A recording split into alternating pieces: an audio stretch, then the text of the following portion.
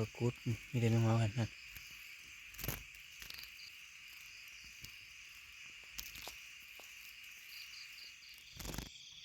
เจ้าเบิ้งนอนนะรวบนี่บรรยากาศฝุ่นอึ้งก็ตัวน้อยๆทั้งหมดอึ้งตัวใหญ่เจ๊งแล้วว่าหำโอ้มื้อนี้ผู้พายกินนี่แล้วแม่ผู้พายเฮ็ดแล้วสิมาปิ้ง3ปิ้งพอดีเอ้าไปปิ้งมานี่เฮ็ดหน้าได้พี่น้องเอ้ยยามนี้ได้3ปิ้งพี่น้องเอ้ยเดี๋ยวหันปะไปหันทานี่สบายดีนะบิวเขาสบายดีพี่สบายดีจังชาวิวแต่ก็ถ่ายดิชาวิวสบายดีป่ะนี่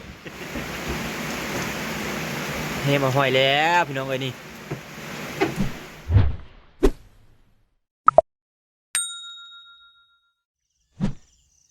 ทักทายสบายดีแล้วก็สวัสดีสิดีต้อนรับเข้าสู่ช่องสอนเก้าพี่น้องเอ้ยตามเก้าตามเคยวันนี้สอนจะได้เอามาหาการคือเก้าได้หาการกับตีมาหาการตักแตนได้หรือบอติดตามรับชมหน่อยฝนตกช่วงนี้นะได้ก็ติดตามรับชมตอนหาอยู่หากินพี่น้องสิได้หรือบอกะถ้าเบิ่งเดี๋ยวสิหาเลาะบางก่อนบรรยากาศกับชีนเย็นนิดนึงนะยามค่ำคืนก็ได้หาจับตักแตนก่อนพี่น้องเอ้ย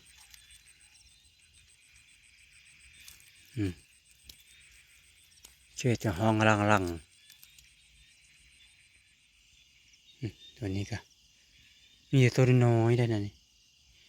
ตัวบ่ใหญ่ตักแตนนั่นมาแม่นดอกอื่นเถอะ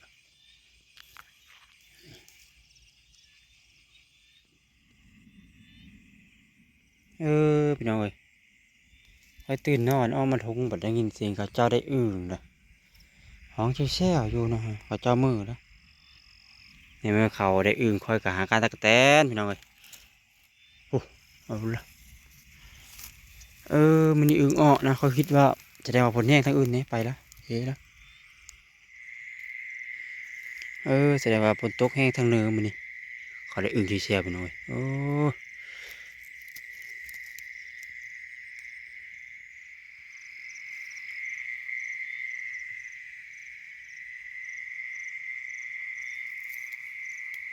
นี่แต่ตัวน้อยตะกแตนกันนะ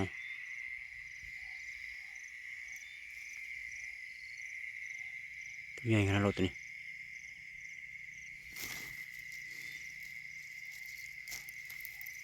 นี่ไข่ได้ยามนี้เลยมาเจอดองน้ำเศษห้องลังกบของห้องตัวนึงหายังเห็นมีห้องอยู่หูหรือว่ามันห้องอยู่อ่างน้ำนี่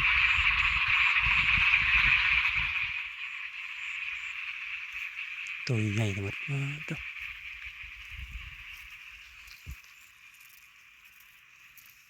มันจะเมา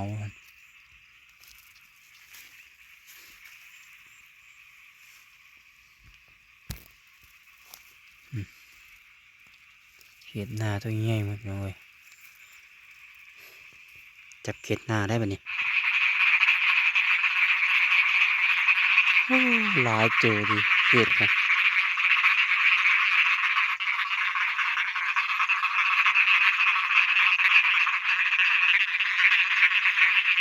นะพี่น้องข้างมันนะขาวๆอยู่แถวนี้นะเป็นรังค่อมนี่เลย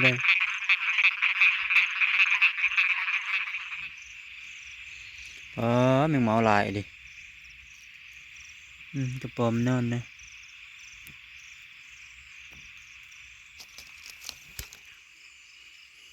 เดี๋ยวแจ้งมาเลยพี่น้องเลยแล้วตัว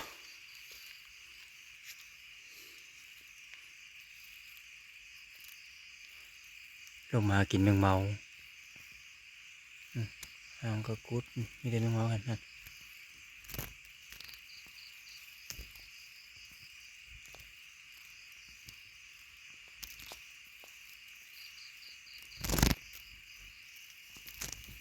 ยังไฟแมงเมาตกมาลงการกินแมงเมามัน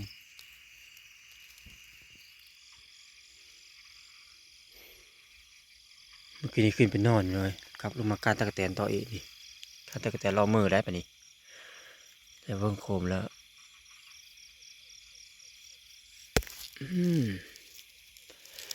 วันนี้เมื่อกี้นี้เขาขึ้นไปนอนอยู่เทียงล่อลุ้นว่าฝนจะตกตื่มนะคืมฟ้าคืมฝนกับฝนยิบพี่น้องเลยรับไปเฮิงเตื้อไปได้บ่ายโมงตื่นมาเลย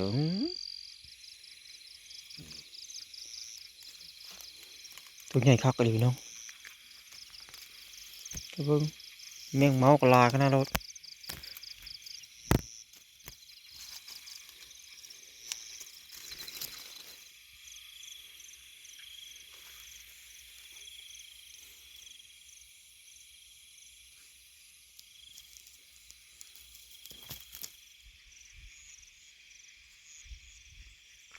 ครบห้องพี่น้องเลยอันยังเพียนเดินแจง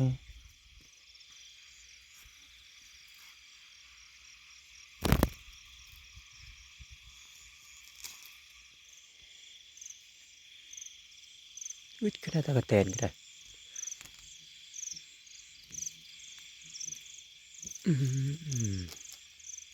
แมงเมากลายดิพี่น้องเอ้ย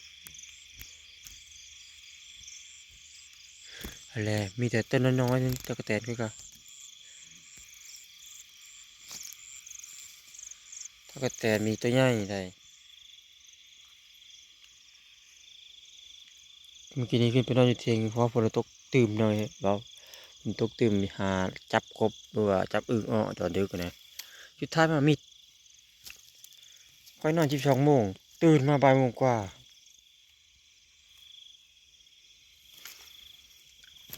ไปแล้ว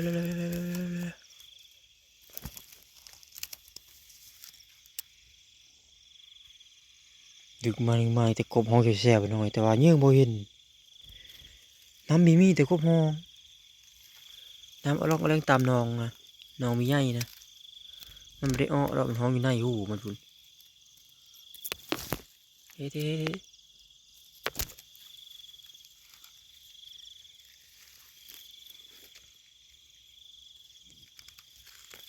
มันไม่ได้อ้อเรากบมันห้องอยู่ในหูเอฟอยู่ยังมีเห็น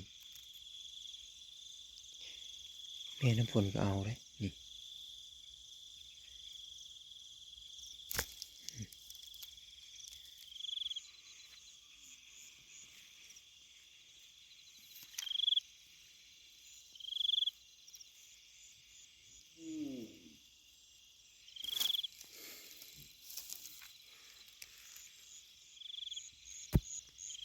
โอ้ยเนี่ยแมงเมาตอมตาตอมนายเลย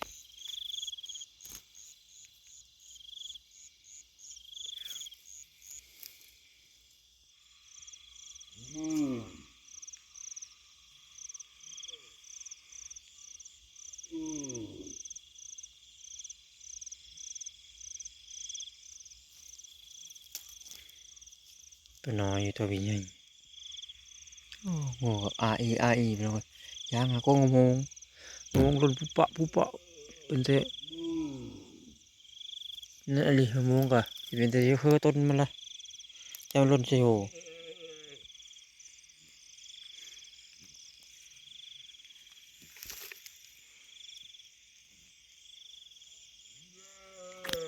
เอาคือหยาดิหันไปว่าแล้วเอาตัวไม่จับหยาไปหน่อยมันอยู่ไปนะไปชิเราตัวไหนเธอเตะนี่กันหันหันหันเช็ดหน่อยเห็ดหลังคำห้องหลังลงวางไข่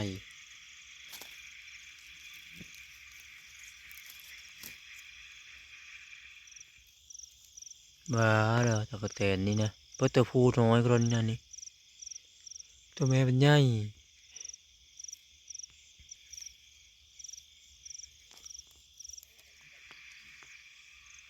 ครบห้องหลายตัวอยู่เลยฟังเสียงมันครบนะ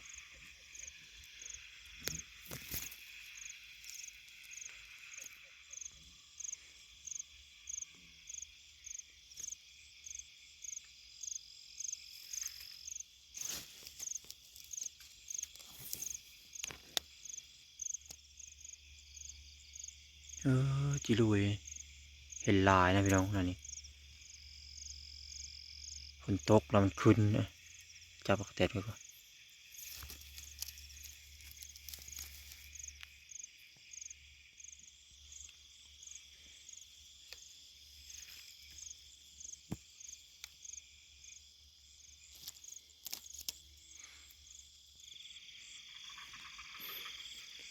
โอ้ว่านอนต่ำบันนี้นะตะกแตนนี่นะ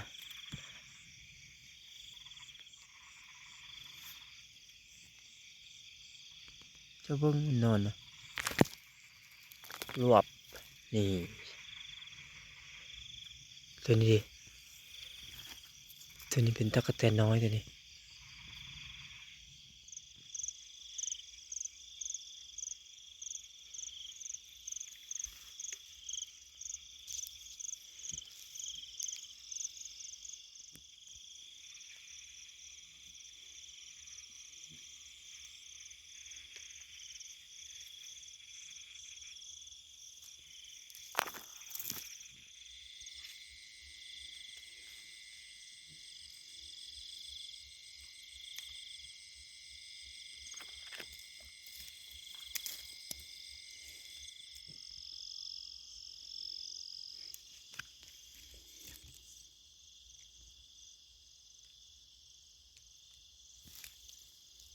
ตอนนี้บ่ายสองท่านฮอตเทิร์นอยู่พี่น้องเอ้ยยังหาการตะกแตนเลาะเมออยู่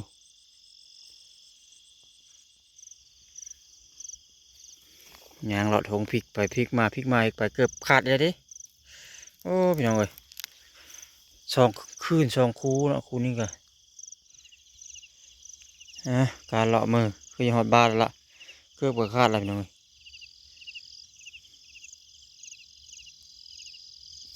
ตัวใหญ่ดิ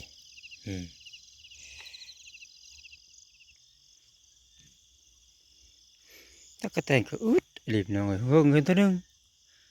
มันเริ่มมดแล้วคนจับดุละเอ้ยนี่ฮันฮันเห็นบ่คนก้อนหลายครับเพิ่งเห็นตัวนึงนี่ตัวนี้ตัวใหญ่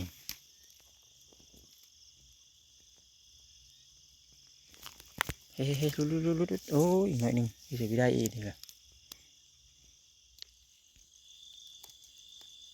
ตอนนี้ก็เทิดแล้วล่ะมอดกลางบ้านแล้วล่ะแคมบ้านเลย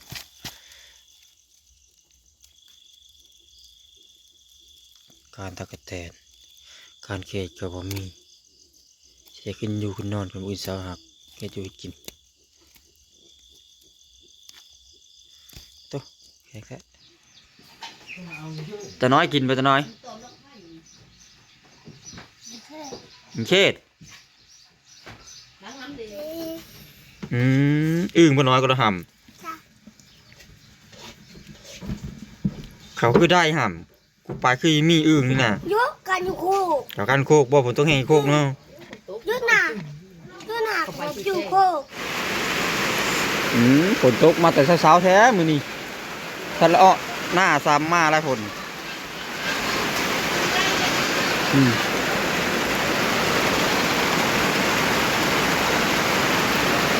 บ้า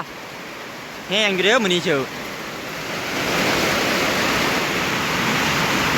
เมาพี่น้องเมาอึ่งกินนะดิกบเคสกินนะนะโคกินมันเลยนี่ผู้พามันตื่นมาจับอึ่งเลยได้ทำไมใช่หำอึ่งนะไม่สั่งเลยไม่สั่งเธอมีเจ้าฝนแห้งทั้งเหนือพี่น้องเอ้ยฝนแห้งทั้งเหนือวุ่มคืนทั้งโคกอยู่แถวบ้านฝนไม่ได้แห้งเลยนี่มีฝนดึกๆมาจะเขาอึ่งมาแช่ถึงปวกอึ่งเพราะตัวน้อยๆทั้งหมดอึ่งตัวใหญ่อึ่งหักอึ่งทางใหญ่นะท้องแห้งคือแก็บอยู่เดี๋ยวนี่มึงไข่โอ้ไม่นี่ผู้พาเฮ็ดกินทอน้ำใช้ล้างเกลือวันนี้ผู้พาได้ชาวบิวเพิ่นท่านลูกตะวันนอนบริจาคมีเห็นชาวบิว ฝนกินนี่แห้งเติบยาแล้วพี่น้องเขาคือว่ามันละแห้งมันละโทมแต่ละอิ่มมันดีเนี่ยเจ๊งแล้วว่าห้ามโอ้มื้อนี้ผู้พายกินเปลี่ยนชาบิวยังบ่เห็นอยู่โลละแสนผู้ได้น้อยแสนซ่าผู้ได้เพราะอันนี้น้ำนะ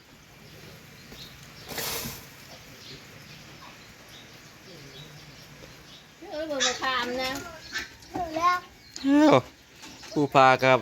โคต้มอึ่งเพิ่นเก่าเฮ้อเพิ่นเด้อฝนตกแห้งทั้งเหนือพี่น้องพี่จักว่าฝนแห้งทั้งเหนือทั้งบ้านไม่ได้แห้งเด้อจ้ะก็เลยไม่ได้ไปน่ะไอ้อึ่ง6 โตนเด้อค่อยไปเมื่อคืนไม่ได้เมื่อคืนนี่นะของแมวมันไม่มีน้ำทางบ้านนะมันอยู่ฮู้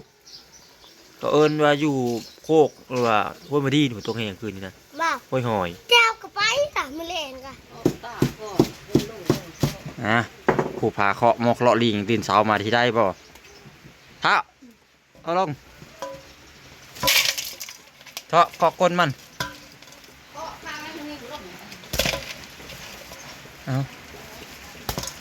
เอาไตขึ้นแล้วหำไตขึ้นตักแตนนะไตออกมาแล้วตักแตนเพื่อกะ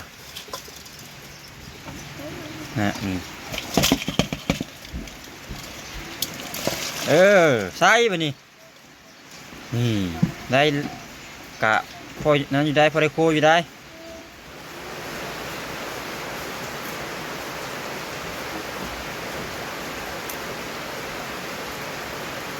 คนมาอีกแล้วน้องวันนี้ถือว่าแห้งกว่าที่ผ่านมาได้ตอนเช้าได้มาลุ้นมื้อนี้แค่มันมือนะมื้อแรกนะประกาศกบหรือว่าอึ่งนะน้องคำร้านนะหน้าก้อนอ้อรถบันนี้นะเป็นคนแห้งนะ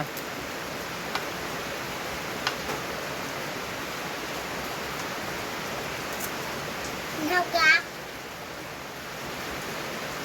เดี๋ยวเขาครับ คนยำแหลมเข้าครับ มันติดกระเด็น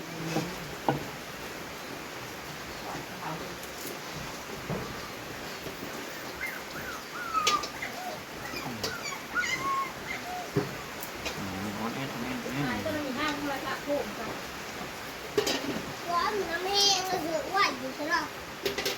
สีเขียวน้อย น้ำแห้งอ่ะ ใครก็ยากป้าน้องดูเป็นพวกไปวัดมาวัดไปนี่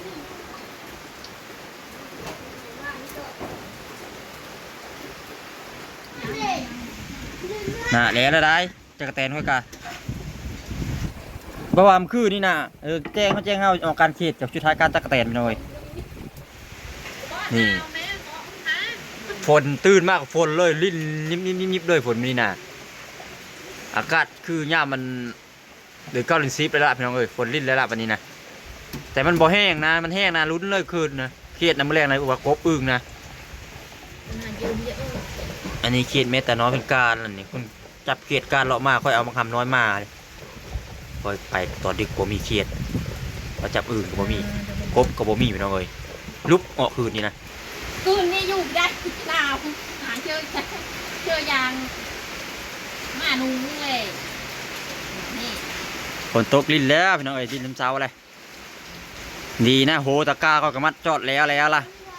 มือว่านี่มัดเลยได้ชักพร้อมมัดพร้อมไทยพร้อมพยันงูควายเขาไปเหยียบนะแล้วกาวนะวันนี้เนาะขอปิ้งประมาณ2 ปิ้งเลยพี่น้องเอ้ย โอ๊ยดาวเย็น ปิ้งเกล็ดหน้าได้แม่ตอนนั้นเป็นปิ้งเอา2 ปิ้งไงเป็นเราได้เพราะว่า10 ปิ้ง3 4 ปิ้งแบบไปหน้ากายใช้แบบจับไปกินเลยนะเยอะกันนะ โน้เคยกินมาแล้วกินคนนี้ก็เอากินมาเสี่ยง เขากินเมื่อเขายังได้กิน ใส่ยาสูบน้ำพุ่นมาเลิกปิ้งจะไม่ไข่ได้โคก โอ้ยห้อยกว่าการกินแล้วโคตะกะแตนก่อนค่ะ ละ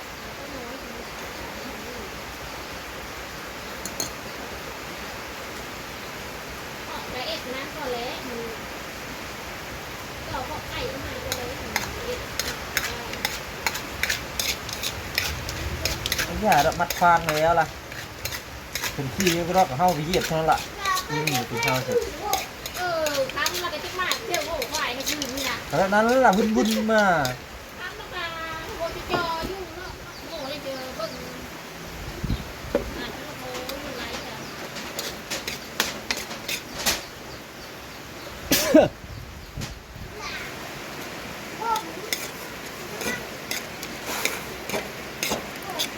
ะแม่อึ่งนะ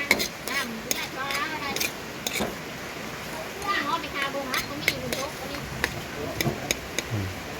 ว่าดังบึมอยู่พี่น้องเลยคอยกับโคนี่เดี๋ยวแม่ผู้พาเพิ่นสิปิ้งเขตน่ะไอ้แม่ผู้พาเพิ่นอันนี้ยังอีปิ้งนึงพี่น้องเอ้ยเอา3ปิ้งปลาเพื่อเยอะก็กินเอาไปตะหน้านำเอาไปหน้านำเอาไปตะหน้าเอาสุกก็ละขยิบมาปรุงก่อน ไม่กินไม่ได้ กินข้าวเราคนโต๊ะวันนี้ก็มาไหวพวก นี่แล้วแม่ผู้พาเฮ็ดแล้วสิมาปิ้ง3ปิ้งพอดีเอาไปปิ้งมานี่เฮ็ดหน้าได้พี่น้องเอ้ยยามนี้อะไรอาซิมามักเกือคือว่าท่าเกือละท่าแต่เกือว่าต้องแม่ผู้พาเฮ็ดเกือกับกินเค็มบอกรอนี่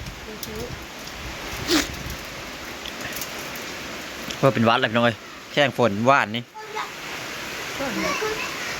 ผัดมันว่ากินข้าวแม้ครับบะหามค่ะ มาเลยต้มอื่นพี่น้องต้มอื่นคอยเลือด บะหามน้อยดิหามจุ่งเฮือแล้วบ่บะหามน้อยนะ พี่น้องเลย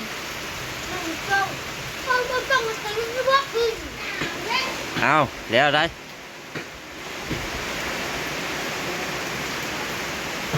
3ปีพี่น้องเอ้ย โอ้ยต้องหาไม้มาหั่น เดี๋ยวหันปะไปหันทานี่มินี่จะได้กินปิ้งเกี๊ยแต่มินี่ได้ไม่ได้กินโคกบคือเมื่อวานนี่เด้กะเอาให้แกใส่3เห็นได้6ตัวก็ให้กะเอาผู้พากินมาละ อาม่านั่นน่ะไม้น่ะ นี่พี่น้องปิ้งเกี๊ยกะเข้ากับบรรยากาศฝนลิ่นๆมื้อนี้นะคือแล้วละอันมันสิโทมก็โทมมื้อนี้มันบ่โทมก็คือว่ามื้อนี้บ่โทมแล้วพี่น้องเอ้ยฝนก็ได้ลุกมากก็กินข้าวได้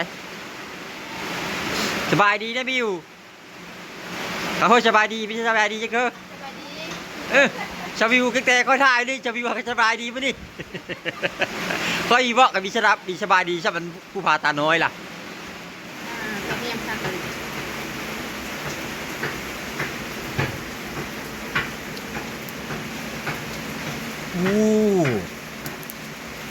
อยากได้ชมพักมากินเด้พี่น้องเอ้ยหรือว่าตำมักโท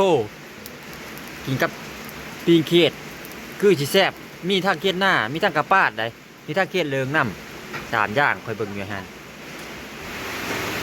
ตื่นมากอ่ะมันได้กินไปกินนะครับมะม่วงเปลี่ยนกับข้าว ดมดม แซ่บบ่บิว เป็นแบบว่าอะไรว่านี่เกินตาย ไปเอามาเฮ็ดล่ะเลยรถปักโงกกินกูมือ เอาเรื่องเมื่อวานเลยนะ เอาหน่อยกระดอ เรื่องมันเลย ฝนตกบรรยากาศฝุ่น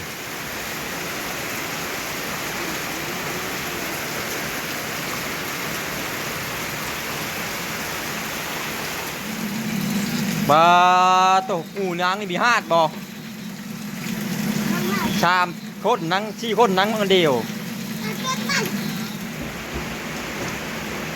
เฮมาห้อยแล้วพี่น้องเอ้ยนี่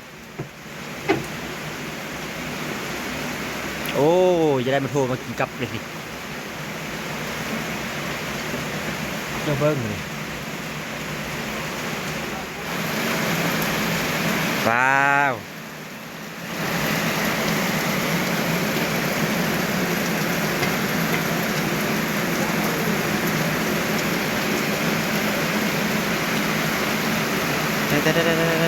นี่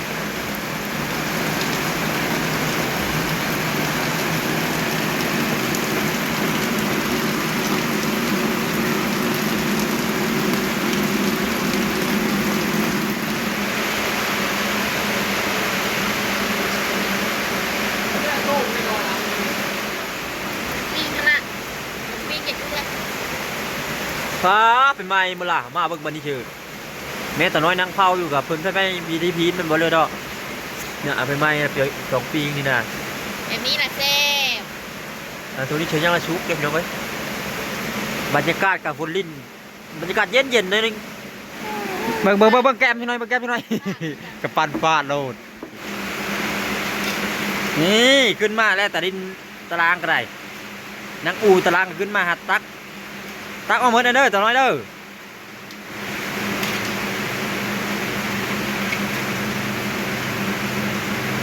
อู้ยสูงกระหาดมันละหาดกระหาดซึ่งหำอีเอาลงเฮ็ดยกบัดนี้ยกได้บัดนี้เอายกยกสุกมาแล้วล่ะพี่น้องเอ้ยนี่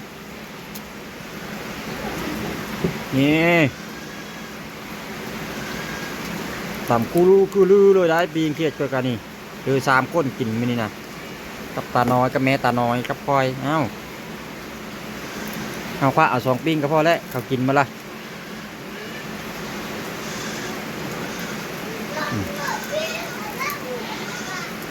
อ้าวก็เลยมีบอกจ้าว่าอยากกินปี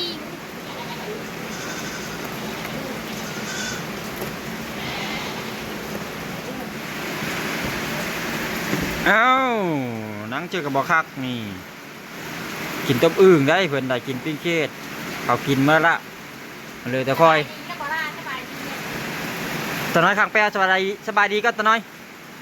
ไปสบายดีตอนเช้ามันเนี่ยท่านสบายดีได้ ไปดีไหมต้องนั่งข้างมาดีแล้วบอกต้องข้างกับเป็นตะย่าง ตกไหมเมื่อวานนี่แหละนะข้างแปรเลย เปิดได้อีกเมื่อวัน นี่ในยูนิกินกับไก่อึ่งกะได้ชองทำโตเขาเนาะกะได้อึ่งตกฝนตกอยู่ดงฝนตกแห้งอยู่ดงปุ๊เขาได้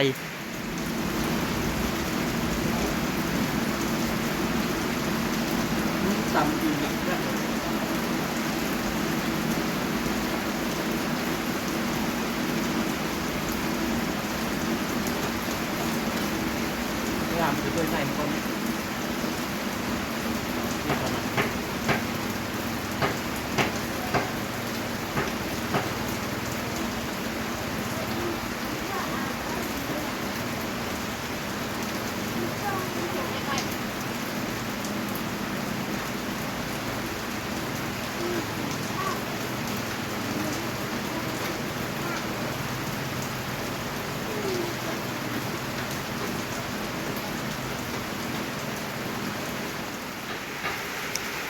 ป้าตอนน้อยกินเพื่อนตอนน้อย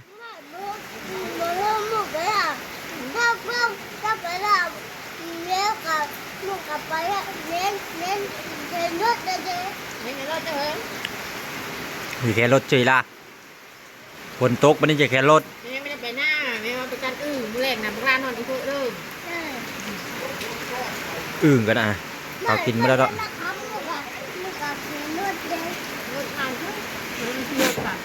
เป็นวัดแล้วพี่น้องเอ้ย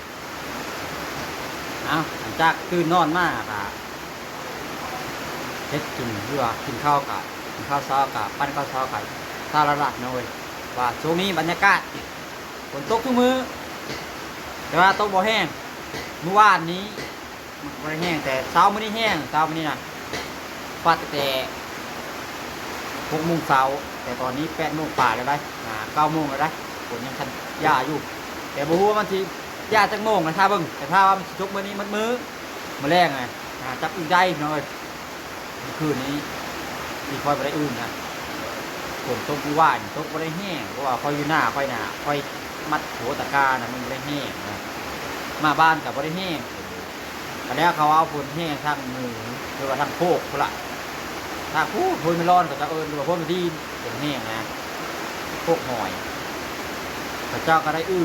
พระเจ้าอยู่ทางเหนือนะแต่คอยอยู่ทางใต้แต่บ่จักว่าฝนแห้งทางนั้นก็เลยบ่ได้ไปการทำมากันนอนเลยตอนดึกก็ไปหาการกบก็ได้ยินเป็นเสียงฮ้องเยื่อหากับบ่เห็นว่าน้ำมอมมีเด้มันอยู่ในหูเด้คลิปนี้ก็อาจสิบ่ได้ว่าอย่างไรได้ก็ขอจบเป็นเพลงนี้ได้คุณลาพี่น้องเอ้ยเอาไว้คลิปหน้าหรือว่าวิดีโอหน้าพบกันไหมขอบคุณขอบใจที่เข้ามาติดตามนะครับส้มหรือว่าเป็นกำลังใจให้คอยตลอดมาละ